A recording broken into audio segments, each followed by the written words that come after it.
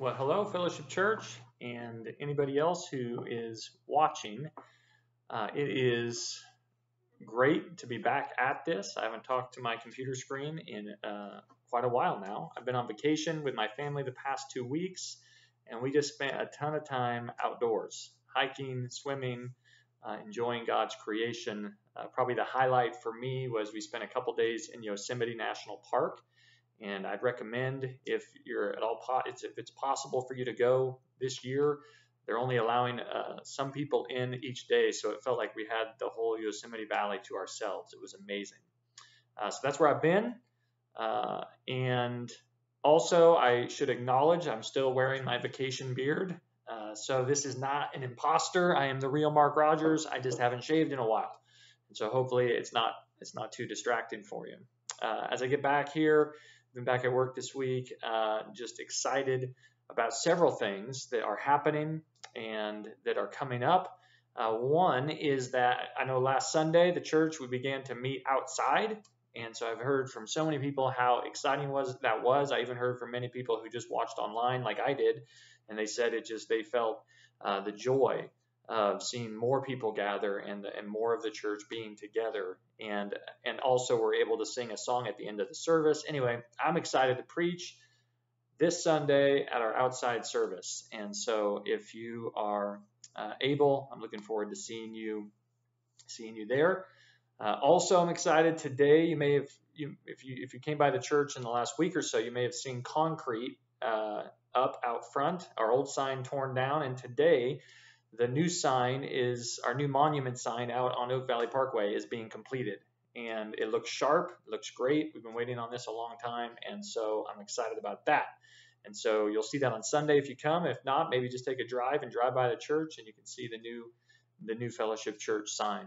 I'm also excited about the baptism Sundays that are coming up, and I say Sundays because we're planning baptism kind of Sunday for August 9th. We're going to do that in our morning service now. But it turns out there's so many people that God is leading to want to profess their faith in Christ through baptism that we can't do them all on one Sunday. And so probably several Sundays in August, and maybe even into September, we're going to see people being baptized and hearing testimonies of how God has saved many people. And so God is at work. I'm excited about that. And finally, I'm also excited to pick up our devotionals where I left off a few weeks ago. And we're going to continue until we finish working our way through 31 Reasons to Rehearse the Gospel to Ourselves Daily, which we find in a Gospel Primer by Milton Vincent. And so let's just dive into that. Reason number 22 to preach the gospel to yourself every day is that it reminds you that you're saved for good works. You're saved for good works. So here we go. Through the gospel, I learn not only of the saving works of God on my behalf, not only what God has done, but I also learned that one of God's key purposes in doing his works is to put me to work myself. The Bible tells me that when Christ redeemed me, he did so in order that I might now be, quote, zealous for good works. That's from Titus 2:14, where we're told that Jesus gave himself for us to redeem us from every lawless deed and to purify for himself a people for his own possession who are zealous for good works. When God works in me day by day, so when he's at work in me, he does so, he's at work in me in order to produce in me the desire and the power to work for his good pleasure. And that's Philippians 2:12 and 13, where it says, work out your salvation with fear and trembling, for it is God who is at work in you, both to will and to work for his good pleasure. So he's at work in us so that we can be at work for his good pleasure. Indeed, though I am saved by grace and not by works, I am God's workmanship, created in Christ Jesus for good works. That's Ephesians 2:10.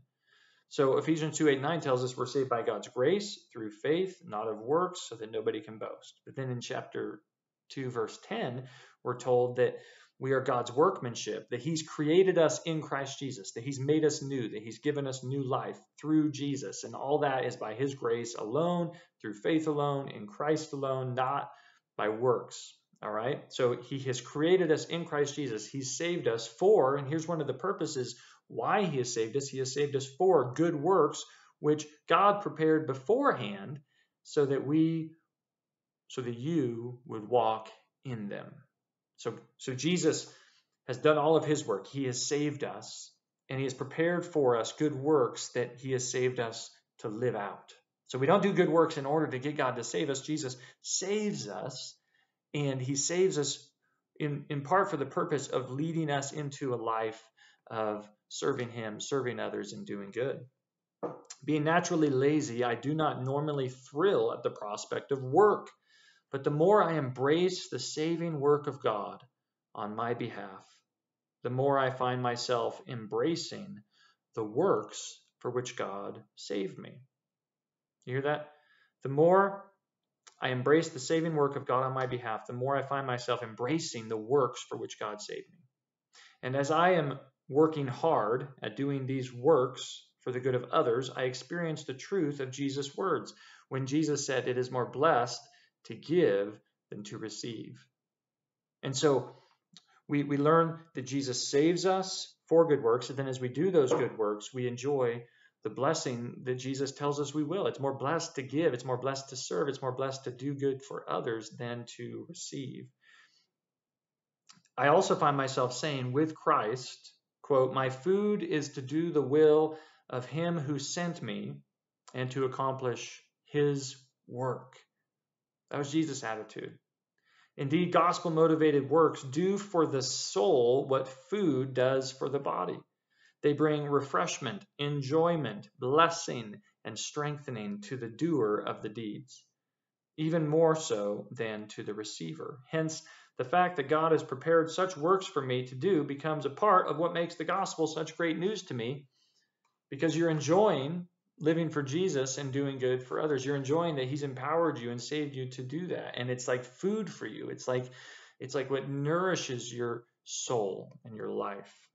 Preaching the gospel to myself each day not only reminds me of the love of God for me, but it also reminds me of the love of God for the works that he has saved me to perform. When I see the cross, I see the premium that God places on the works that he has prepared for me. How valuable all of these works must be if Christ would die so that I might now perform those works. And how precious are those for whom these works are done if Christ would die that they might be served.